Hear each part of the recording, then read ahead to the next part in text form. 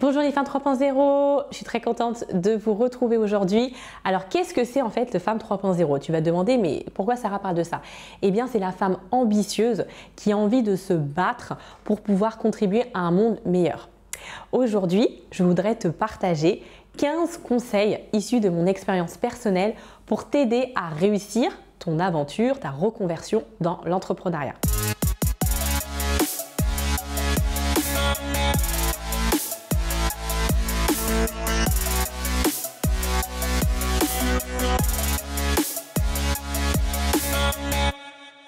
Alors le premier conseil, eh bien, c'est d'identifier tes points faibles. Oui, parce que si tu ne le fais pas, eh bien, tu vas subir en fait tes points faibles dans ton activité entrepreneuriale. Et quand je parle de points faibles, eh bien, c'est aussi bien en termes de savoir-être que savoir-faire.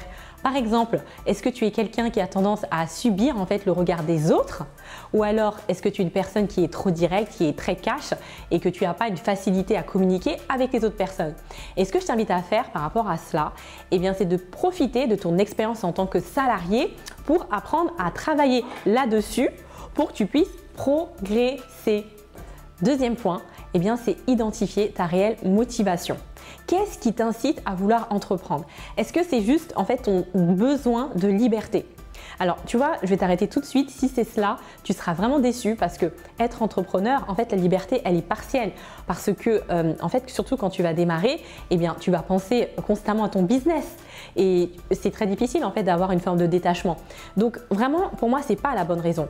Mais néanmoins, est-ce que c'est parce que tu veux, eh bien, davantage impacter? Est-ce que tu veux davantage servir l'humanité, apporter ta contribution au monde? Là, ça peut être une raison qui peut être exploitée. Donc, je t'invite vraiment à réfléchir là-dessus.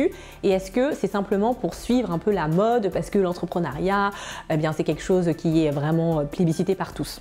Troisième élément, travailler sur les 5 blessures. Alors tu vas te dire mais pourquoi Sarah parle de ça? Oui, en fait c'est très important. En fait les 5 blessures, eh bien ce sont en fait des blessures que tu as pu avoir par rapport à des expériences personnelles douloureuses et tu vas te dire mais moi je ne suis pas concernée par ça. Faux. La plupart des femmes qui me sollicitent sont très sensibles et elles ont eu des expériences de vie difficiles. Alors les 5 blessures, en fait je vais te les citer.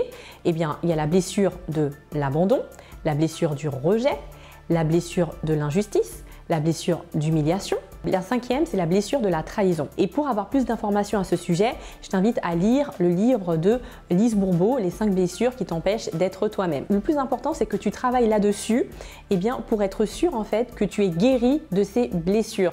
Et tu peux faire cela avec un coach, avec un thérapeute ou simplement peut-être en lisant ce livre. Et c'est très important parce que si tu ne fais pas ce travail, eh bien, ça va se ressentir dans ton business et ça va peut-être conduire à ta perte. C'est un peu violent ce que j'ai dit. 4e étape, développer ton intelligence financière. Alors déjà, savoir bien gérer ses finances personnelles, c'est la base. Et par rapport à des finances, par rapport à ta future entreprise, eh bien déjà se renseigner sur la fiscalité, en assistant à des masterclass, à des cours, l'imposition sur les sociétés, que tu puisses déjà eh bien, te renseigner là-dessus en partant peut-être de ce que tu voudrais percevoir, avoir une connaissance globale de ce qui se passe, ce qui te permettra eh bien, d'être beaucoup plus sereine. Je vais te parler du MVP. Qu'est-ce que c'est le MVP? Eh bien, c'est le Minimum Valuable Product. C'est un concept en fait qui est sorti dans la Silicon Valley et voilà, ce sont les personnes qui allaient créer des startups qui ont créé cela. Le principe, c'est de se lancer rapidement sur le marché avec une version simple de ton produit. Par exemple, eh bien, si tu veux lancer un produit dans ton activité entrepreneuriale, moi je t'invite à lancer un prototype très rapidement. N'attends pas la perfection pour voir ce que va te dire ton marché.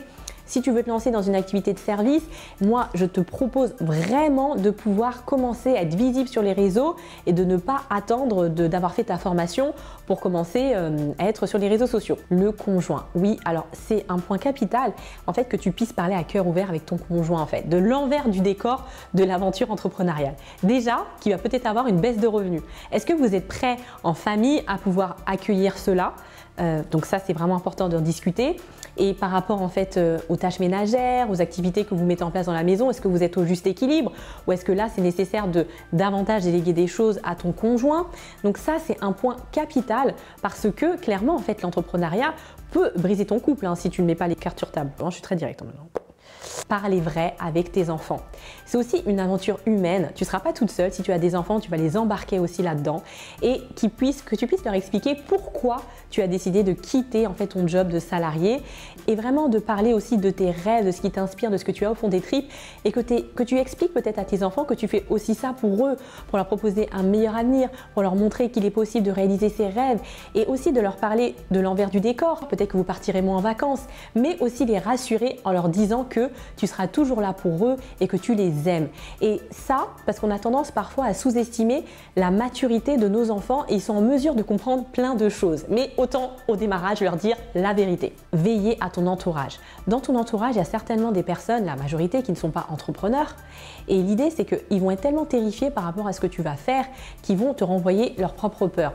Alors moi, je t'invite vraiment à ne pas rester dans ta grotte, mais surtout quand tu vas démarrer, eh bien, de rester peut-être, pas forcément de parler de ton projet à tout le monde, de le garder pour toi et de te préserver parce que sinon, ça va t'empêcher de passer à l'action. Et plus tard, en fait, tu seras peut-être davantage en mesure d'accueillir en fait, leurs peurs sans que cela puisse te frustrer. Les femmes 3.0, eh bien, c'est d'avoir foi en toi, de cultiver cela parce que c'est pas forcément une idée. Tu regardes cette vidéo et tu te dis peut-être oui, mais moi j'ai déjà confiance en moi. On n'a jamais assez confiance en soi.